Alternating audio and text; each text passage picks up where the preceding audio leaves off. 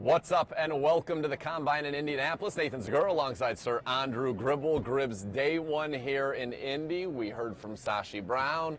A newsworthy day to say the least, even though the players really won't start making the rounds until tomorrow. But what was your big takeaway from what you heard from Sashi today? Well, I think the big storyline with him now is what's going on with Terrell Pryor. And I think that the 4 p.m. deadline is about to come up on the franchise tag. Whether or not they use the franchise tag on Pryor remains to be seen, but they've mentioned that the ongoing negotiations are happening with Pryor's representation here in Indianapolis. I would say it's a different tone from Sashi than maybe you heard from him last year when it pertained to these free agents that were upcoming. I think he was a little bit more realistic with those guys are probably going to look around. With Pryor, it sounds like they feel pretty confident with where they're at, but he understands that once this deadline passes, there's some unofficial negotiating that goes on with teams here in Indianapolis. So Pryor could be out there testing the market, but I think the Browns feel good with where they're at. He said it was a priority to get him here. He's a good player. We want to keep him. He said that they will be meeting with his agents here in Indianapolis this week to hopefully hammer out a deal that will keep him in a Cleveland Browns uniform for a very long time. And I think that is music to everybody's ears as it relates to Terrell Pryor, wanting him to come back. And Pryor, Sashi even said, thanked him for saying that he wanted to come back to Cleveland and be a part of what they're building here with Hugh Jackson and company. Another thing that I thought was not necessarily a huge takeaway, but one of the big stories of the day is that Josh Gordon applying for reinstatement to the NFL. Sashi Brown really no comment on it whatsoever, said we haven't even thought about it, but didn't come out and say, look, he's never playing for the Browns again. Yeah, I just think it's a wait and see thing, and it almost seemed like it came as news to him that he'd reapplied. I think that he has to go through the NFL. He doesn't go through the Browns for that process, but I think it's just something it's wait and see. But I think it's going to be a lot more waiting over the next maybe months or so to see how this plays out. But I think the Browns, as they've had the last couple of years, aren't banking on anything with Josh Gordon. They're planning going forward without him and then seeing what happens later.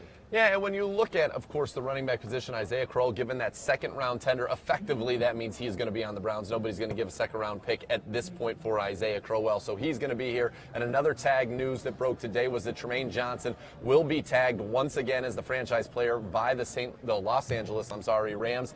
Second year in a row for him, the first corner since Charles Woodson to go back-to-back on the tag. That was a name that a lot of people thought maybe might make sense for the Browns, but won't be on the market now. Yeah, I think it's the other defensive back for the Rams that's going to get some attention potentially from the Browns, and that's T.J. McDonald, the safety. I think there's clearly a big need for the Browns at safety. I know that a draft is heavy with safety, but if you address it in free agency, maybe you don't have to use that high draft pick on safety and can address some other areas on the roster that aren't as easily taken care of in free agency. And speaking of not on the market, according to Adam Schefter, Jimmy Garoppolo is not on the market, and we know quarterback a huge priority, and we'll talk about that as we got some questions about the quarterback position. But Adam Schefter saying today that it doesn't matter who calls, it doesn't matter what they offer, that Jimmy Garoppolo is going to be a New England Patriot in 2017. So I think that one, for now, seems to be off the books for the Browns. For now, but I don't even know if I believe that sort of sentiment for any player statement. in the NFL. I think there's always a price. I think there's always a price for these players, but I think it's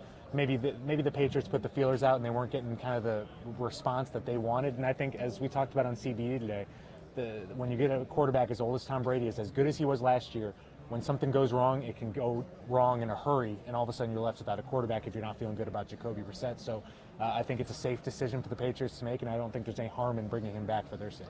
No, and as Mark Dominic, the former Tampa Bay Buccaneers GM who now works for ESPN, said, he said they actually were going to be able to get the value they wanted, but I don't think people realize how valuable he was to the Patriots organization. And it makes you wonder, are they going to Belichick Brady at the end of next year? I don't see it happening, but nonetheless, talking about quarterbacks, Sashi Brown looking at the quarterback position. They've got right now under contract Robert Griffin III, Cody Kessler, and Kevin Hogan. He was complimentary about them, but it very much sounded like the jury is out on whether or not RG3 will be a Brown in 2017. Yeah, and I think the key takeaway was he expects him back in April for when the offseason workouts begin.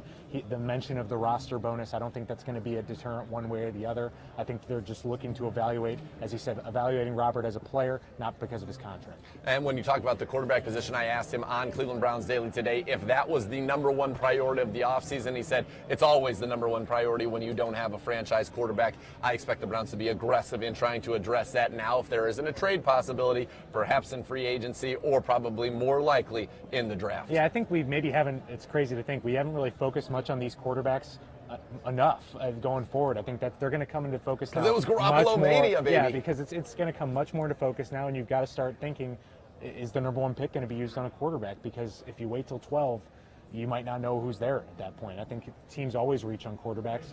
Look at last year. People didn't think Wentz or Goff were number one quarterbacks. They went 1-2. I think there's just always a need for a quarterback. So get used to the names: Mitch Trubisky, Deshaun Kaiser, Deshaun Watson, Pat Mahomes, Davis Webb. They're all going to be talked about here for ad nauseum for the next 2 months. Yeah, it's going to be interesting to see who helps their stock the most at the Combine. We talk about that at clevelandbrowns.com. And Gribbs, when you look at this overall quarterback landscape, you said they may take one at 1. I almost feel like it's Myles Garrett at 1, a quarterback at 1, or they're going to make a move. Mike Silver today saying he can almost promise that they're going to take Myles Garrett at 1. He's almost 100% sure, and that they'll be intrigued by a quarterback at 12. But can you risk not getting your guy if you like one guy? I don't think you can risk it, and I don't even know if you can risk it even if you think you have a good trade in place to move up to the draft, simply because the 49ers and Bears are there at 2 and 3, and they both really need quarterbacks, and unless you're in their war rooms, you don't know what they're thinking with using those number 2 or number 3 picks on a quarterback, even if it is a perceived reach. Most quarterbacks are overdrafted when it comes down to it, because you fall in love with the player and want him and build your franchise around him. So I think even if you have a trade proposition with the Browns, they have the artillery to move up in the draft from that 12 spot. It's still a risk that I don't even know if you're willing to take. Well, one of the questions we just got right now as we're live here on Periscope is that, is there a franchise quarterback in the second round? And the obvious answer is, if the answer to that was yes, they'd be drafted in the first round and probably at pick number 1 overall. But some candidates would include, I would guess, Pat Mahomes if he stays in the second round, although I think he ends up in the first round. Davis Webb, who the Browns had an opportunity to work with down at the Senior Bowl, and then Nathan Peterman also down there at the Senior Bowl. But I think the notion of finding the Dak in who's this year's Dak, there isn't a Dak Prescott in every single draft. I'll just say this. I think there is a franchise quarterback in every draft in the second round and beyond, but none of the teams that draft those quarterbacks in the second round and beyond are banking on those guys to be the franchise quarterback. I think it's rare. Maybe a Derek Carr in Oakland was an anomaly with that, but I can't imagine that the Raiders were 100% confident that this was the franchise guy, because if they're getting drafted in the second round, you have questions that prevent them from being first-round quarterbacks. You take them that they'd be taken at the top of the draft. But again, a newsworthy day here, and we'll have the full interviews for you with Sashi Brown. Andrew Berry also joined me on Cleveland Browns Daily today, and I thought the big takeaway with Andrew Berry was that the board is basically set here. They're coming here to interview the guys, get a feel to move them up or maybe down the board based on what they learn about how they love the game, watching some tape with them. But for now, the board's kind of stacked by position, and they have a good sense of where everybody is, even at the quarterback position. Yeah, I thought an interesting point Sashi brought up in the hallway here after his podium session was asked about how much a player can really move the needle at the Combine, and he said there's much more movement down the draft board than there is up the draft board, which basically makes you show that these events that they do in front of the cameras, they're more of a check-the-box kind of thing, but you can really potentially hurt yourself by some of the things you might say in the interview room, or really,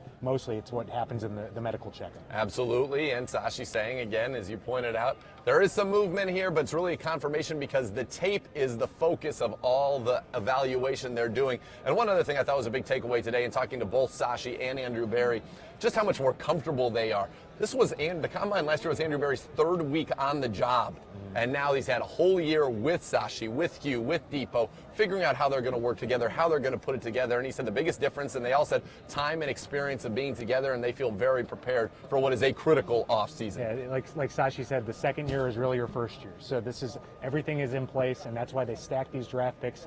They don't have as many as last year, but these are way higher in the draft. You're going to get better players with these picks. Now you just have to go out and execute. And one of the things definitely coming up tomorrow is Hugh Jackson. He will be speaking to the media early in the morning tomorrow. We'll have that at clevelandbrowns.com, and then he'll join us on Cleveland Browns Daily as well. So I'm sure we'll get some good nuggets from the head coach. But all in all, I would say a fairly eventful day one here with the Garoppolo rumors, with, of course, the Josh Gordon rumors, and then Sashi and Barry talking. We'll have full coverage of that for you on clevelandbrowns.com later today. For Sir Andrew Gribble, I am Nathan Zegura saying thanks for joining us.